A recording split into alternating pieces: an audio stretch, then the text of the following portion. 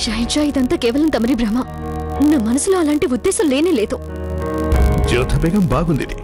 మీరు మరీ అంతగా మమ్మల్ని మురిపించకండి. ఎంతో కాలంగా మీరు నాకు భార్య, మేం మీకు భర్త. మీ మనసులో కోరికను అలా దాచుకోకండి. లేదు షహన్షా. ఏమైంది జ్యోతి బేగం? మీరేం చేస్తున్నారో మీకు తెలియడం లేదు. చివరికి కనీస మర్యాదను కూడా విస్మరిస్తున్నారు. మనకి పెళ్లి జరిగిందని ఒప్పుకుంటాను, కానీ నేను మిమ్మల్ని కేవలం మిత్రుడిగానే అనుకుంటున్నాను. నాకు తమరి మీద ఏ మాత్రం ప్రేమ లేదు షహన్షా. జ్యోతి బేగం, మీరే మమ్మల్ని రమ్మన్నారు, ఇప్పుడు ఇలా మోహన్ సాటేస్తారేమిటి? షహన్షా!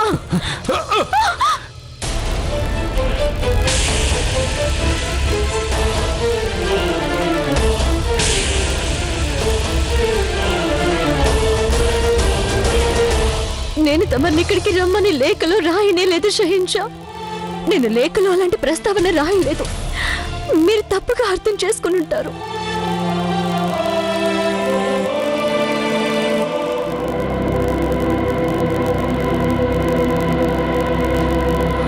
షహన్షా,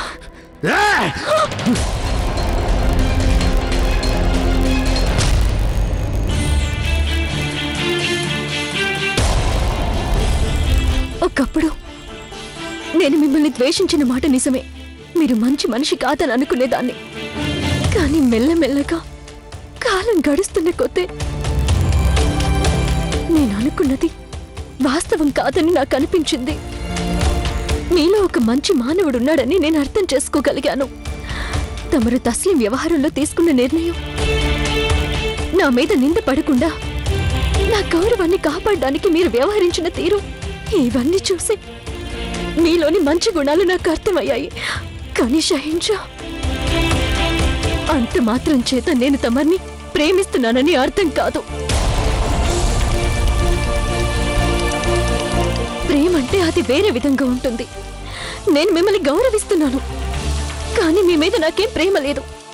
నేను నన్ను మీకు అనుగుణంగా చేసుకోవడానికి సిద్ధంగానే ఉన్నాను. కానీ నా తనువు మనసు తమరితో పంచుకోవడానికి నేనే విధంగా సిద్ధంగా లేను.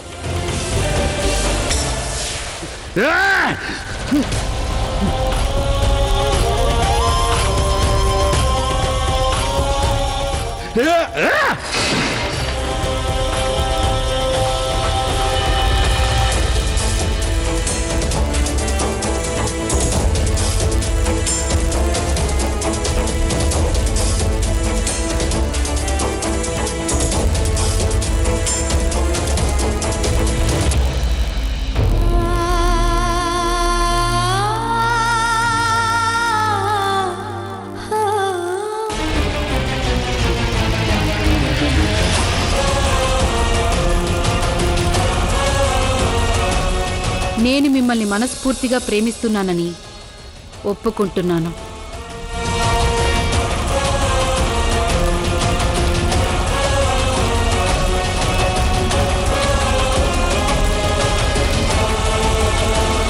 ఆ లేఖలో రాసిన ప్రతి పదం నాలోని భావాలకి అక్షర రూపం. నిస్సంకోచంగా మీరు మీ మనసులో మాట నాతో చెప్పవచ్చు.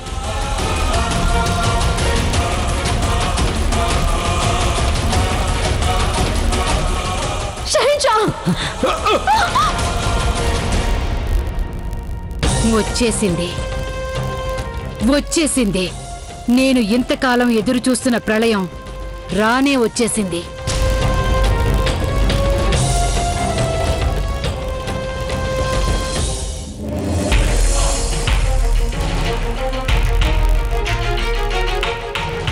అందరూ వెళ్ళండి.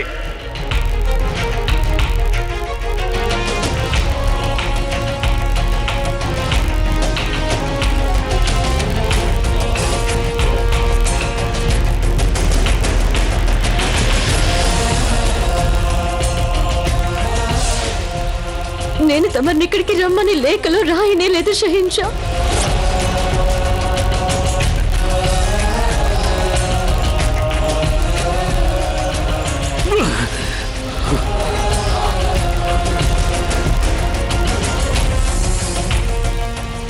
మమ్మల్ని మీరే రమ్మని చెప్పి తీరా వచ్చాక ఇంతగా అవమానిస్తారా జ్యోతా బేగం?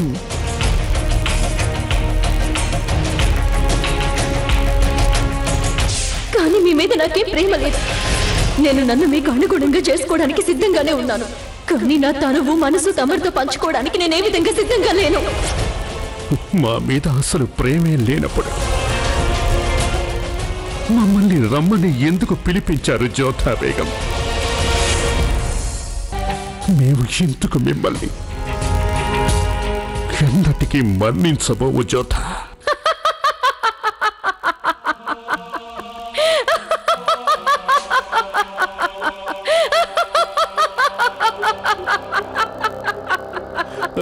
దయచేసి మన్నించండి మహామంత్రి గారు. మీరు అలా ఎందుకు నవ్వుతున్నారో నాకేమీ అర్థం కావడం లేదు. గాయపడిన పులిని ఎప్పుడైనా చూసావా రేషం? బాగా గాయపడిన పులి మరింత క్రూరంగా మారుతుంది. వేటాడే విధానం మార్చుకుంటుంది. వేటాడడంలో మరింత ఆనందపడుతుంది. మీరు దేని గురించి అంటున్నారు మహామంత్రి గారు? నేను అర్థం చేసుకోలేకపోతున్నాను. అర్థం చేసుకోగలిగితే నా స్థానంలో నువ్వే ఉండేదానివిగా మూర్ఖురాలా. ఒక్కోసారి వేటగాడు తన పన్నిన వలలో తనే చిక్కుకుపోతాడు. జోదా బేగం తనేదో గొప్ప వేటగాడిననుకుని మొగలాయి సామ్రాజ్యాన్ని వేటాడబోయింది. ఇప్పుడు జలాల్ని గాయపరిచిన బాణం ఏదంటే ఆ బాణం రామ్ చరణ్ సాహెబ్ గారు. వాహ్, ఎంత గొప్పగా ఆడుకున్నాను. అయితే ఇలాంటి ఆట ఆడుకున్నదెవరో ఎవరికీ తెలియదు. అలా ఆడాను నేను వీళ్ళందరినీ కీలు బొమ్మలు చేసి ఇష్టం వచ్చినట్టు ఆడించాను. వాళ్ళంతా నేను ఎలా ఆడిస్తే అలాగే ఆడాల్సి వచ్చింది. అదే ఈ మహామంగా. శబాష్ మహామంగా, ఎంత గొప్పగా ఆట ఆడావు నువ్వు. చాలా గొప్పదానివి నువ్వు. నిజం చెప్పాలంటే నువ్వొక్కదానివే మొగలాయి సామ్రాజ్యపు మహామంత్రివి. నీకివే మా సలాములు. నీకోటి చెప్పనా రేషం? నేటితో జలాల్కి జోదా బేగంకి మధ్య పెద్ద అడ్డుగోడ లేచింది. ఇక నుంచి వాళ్ళకి నిద్ర ఉండదు. నేను ప్రశాంతంగా నిద్రపోతాను. చిచ్చు రగిలించిందక్కడ, దాన్ని ప్రజ్వలింపచేసేదాన్ని నేను అంటే ఈ మహామంగా. మా కుమారుడు ఆదాం ఖాన్ కి జరిగిన అన్యాయానికి పగ తీర్చుకోవడం ఆరంభమైపోయింది. ఇక ఏం జరిగినా దాని పరిణామం పడేది జోదా బేగం మీద. ఆవిడి భవనం నుంచి శాశ్వతంగా వెళ్లిపోక తప్పదు. ఇదే నేను చేసే వాగ్దానం. చిచ్చు రగిలించిందక్కడ, దాన్ని ప్రజ్వలింపచేసేదాన్ని నేను అంటే ఈ మహామంగా. మా కుమారుడు ఆదాం ఖాన్ కి జరిగిన అన్యాయానికి పగ తీర్చుకోవడం ఆరంభమైపోయింది. ఇక ఏం జరిగినా దాని పరిణామం పడేది జోదా బేగం మీద. ఆవిడి భవనం నుంచి శాశ్వతంగా వెళ్లిపోక తప్పదు. ఇదే నేను చేసే వాగ్దానం.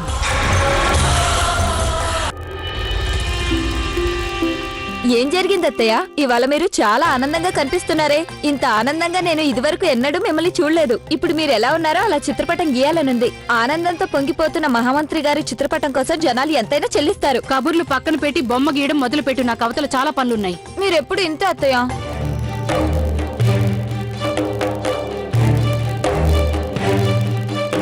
ఇంత సామాన్ ఎక్కడి నుంచి వచ్చింది? సలాం మహామంత్రి గారు. మునీం ఖాన్ గారు కాబూల్ నుంచి అబుల్ మాలీ ఖజానాని అంతఃపుర స్త్రీలని పంపించారు. అవి లెక్క చూసుకునే పని జరుగుతుంది. వచ్చిన సామాను మొత్తం రుకయ్య బేగం వద్దకి పంపించండి. వాటిలో ఏం ఉంచుకోవాలో, ఏమేం అంతఃపుర కాంతలకు పంచివ్వాలో ఆవిడే నిర్ణయిస్తారు. చిత్తం హుజూర్. అబుల్ మాలీ అంతఃపురం నుంచి వచ్చిన దాసీలలో కొందరిని అంతఃపురానికి పంపించండి. మిగతా వారిని తగిన సేవకి వాడుకోండి. మేం చెప్పిందంతా.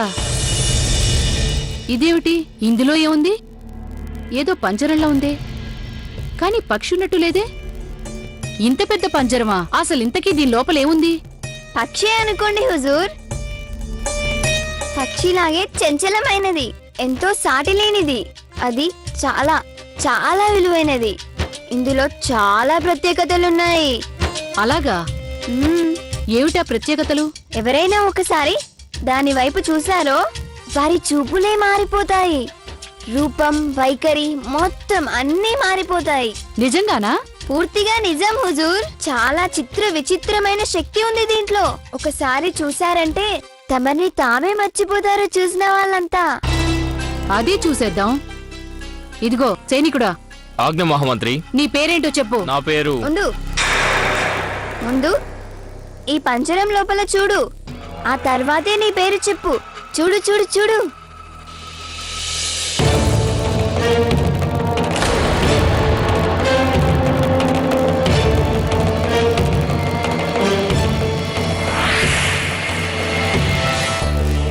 ఏది ఇప్పుడు చెప్పు నీ పేరు. నా పేరు నా పేరేంటి?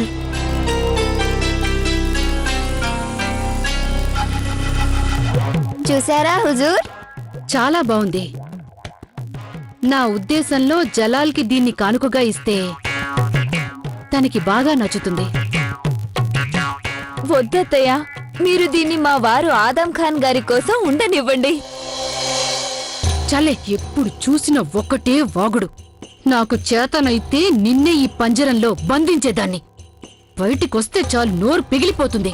నోరు మూసుకో.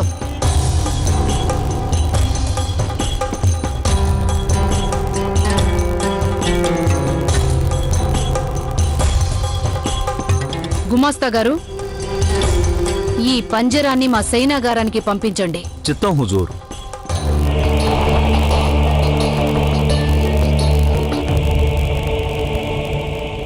హుజూర్, తమరి ఆజ్ఞ ప్రకారం కొత్త చట్టం ఆదేశాల్ని సామ్రాజ్యంలోని అన్ని పరిగణాలకి పంపడం పూర్తయిపోయింది. అలాగే ఈ చట్టాన్ని కఠినంగా అమలుపరచాల్సిందిగా నిర్దేశించడమైనది.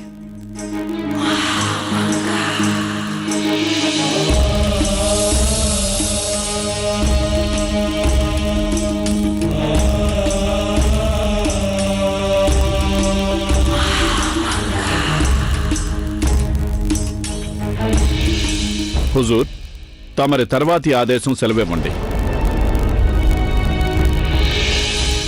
అందరూ ఆశ్చర్యంలో మునిగిపోయారు, కానీ నేను ఆశ్చర్యపోను. ఎందుకంటే జలాల్ మనసులో ప్రస్తుతం ఎలాంటి దుమారం చెలరేగుతోందో నాకు తెలుసు.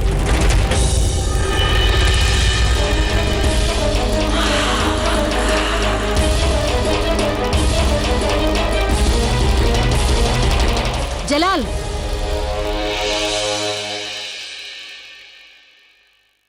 ఏం జరిగింది జలాల్? ఏమైంది?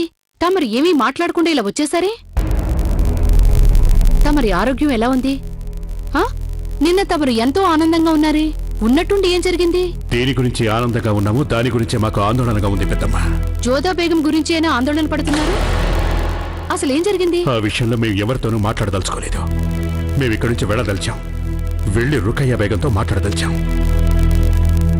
అయినా జలాల్ ఇప్పుడు రుకయ్య బేగంతో ఏం మాట్లాడదలిచాడు? నిన్న రాత్రి నేనేం చేశానో తెలుసా కృష్ణయ్య?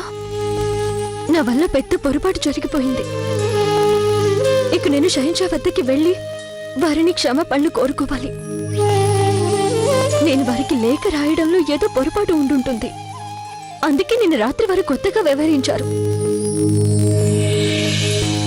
కానీ నాకు బాగా జ్ఞాపకం ఉంది, నేను ఆ లేఖలో అలాంటిదేమీ రాయనే లేదు. వారలా ప్రవర్తించే విధంగా రాయలేదు. అసలు ఈ సమస్య ఎలా తలెత్తుంటుంది?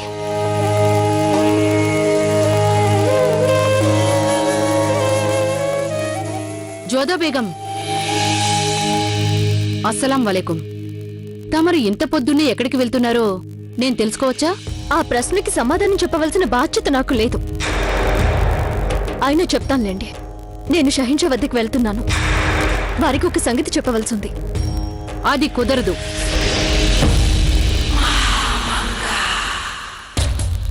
ప్రస్తుతం వారిని కలుసుకోవడం మంచిది కదా జోదా బేగం. అయితే ఈ విషయంలో నేను మీకు ఒకటి మాత్రం చెప్పగలను. మీరు షహన్షా గారి పరిస్థితి తెలుసుకోవాలనుకుంటే అది నేనే చెప్తాను, వినండి. షహన్షా ఏదో వేరే లోకంలో ఉన్నట్టు కనిపిస్తున్నారు. చాలా ఆనందంగా కనిపిస్తున్నారు వారు. ఏంటి? ఆనందంగానా? అవునండి, మామూలుగా కంటే కొంచెం ఎక్కువ ఆనందంగానే కనిపించారు వారు. దయచేసి మన్నించండి, నేను చెప్పదలుచుకుంది ఏమిటంటే మీరు షహన్షా దర్బారు వ్యవహారాలలో జోక్యం చేసుకోకపోవటం చాలా మంచిది. సెలవిప్పించండి.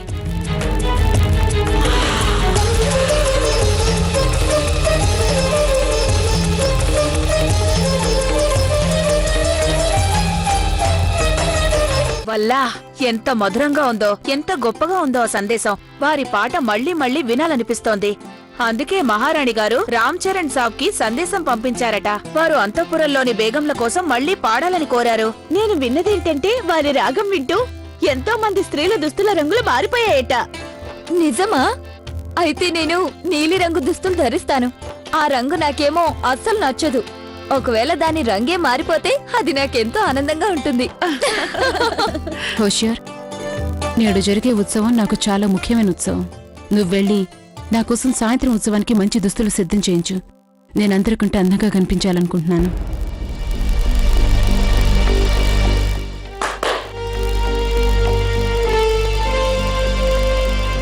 మాకు మధు సిద్ధం చేయండి.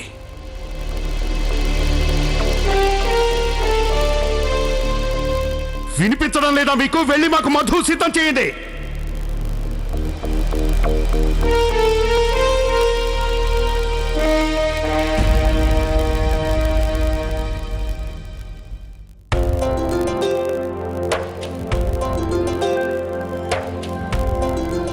ఏమైంది జలాల్? చాలా ఆందోళనలో ఉన్నట్టున్నారు మీరు. ఉండండి, నేను మీ భుజాలు ఒత్తుతాను. చాలా హాయిగా ఉంటుంది, మీకు అలసటంతా ఎగిరిపోతుంది. మీరిక్కడి నుంచి వెళ్ళిపోండి రుకయ్య.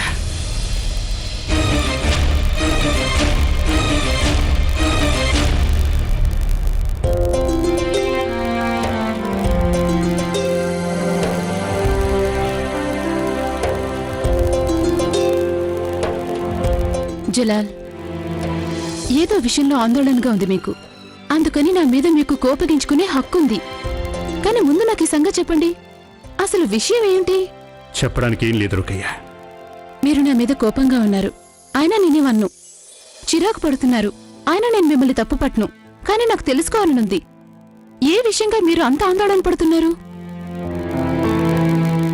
మీరేమీ అనుకోకండి, మాకు మీ మీద ఏ కోపమూ లేదు. నిజం చెప్పాలంటే మా మనసేం బాగోలేదు రుకయ్య. నిన్న రాత్రి ఉత్సవం అయ్యాక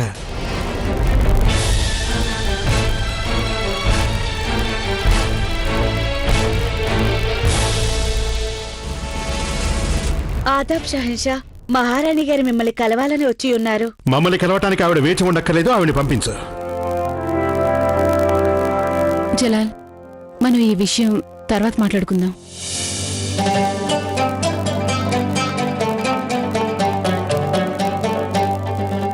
ఆదాబ్ అత్తయ్య గారు. నిన్నటి ఉత్సవం ఎంతో చక్కగా జరిగింది జలాల్. రామ్ చరణ్ సాబ్ గానంతో అందరం మంత్రముగ్ధులమైపోయాం. ఆ గానం మళ్లీ వినాలని కోరుకుంటున్నారు. నేనేమో వారిని మళ్లీ పాడవలసిందిగా విజ్ఞప్తి చేశాను. అందుకు ఆయన అంగీకరించారు. వెంటనే రామ్ చరణ్ సాబ్ ఎంతో సంస్కారం గల వ్యక్తి. అది నీకు చెప్పాలని వచ్చాను. ఆ ఉత్సవానికి నువ్వు కూడా తప్పకుండా రావాలి. అలాగే అమ్మిజాన్. ఏమైంది? నీ మొహం చూస్తే దేనికో బాధపడుతున్నట్టుగా ఉన్నావు. అదేం లేదు అమ్మిజాన్, ఏదో కొంచెం అలసటగా ఉంది మాకు, అంతే. నీ రాక కోసం ఎదురు చూస్తూ ఉంటాను.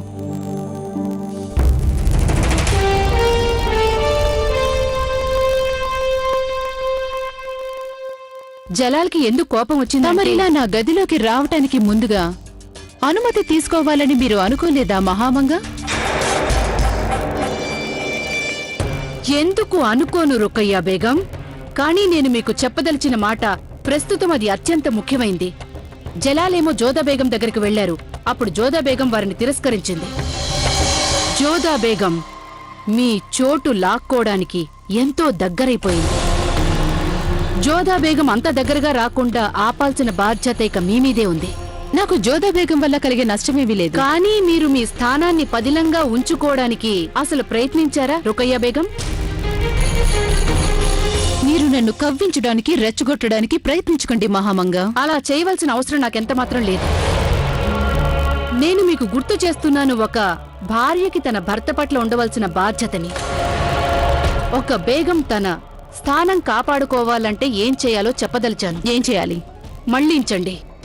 జోదా బేగం పట్ల జలాల్ ధ్యాసని మళ్లించండి.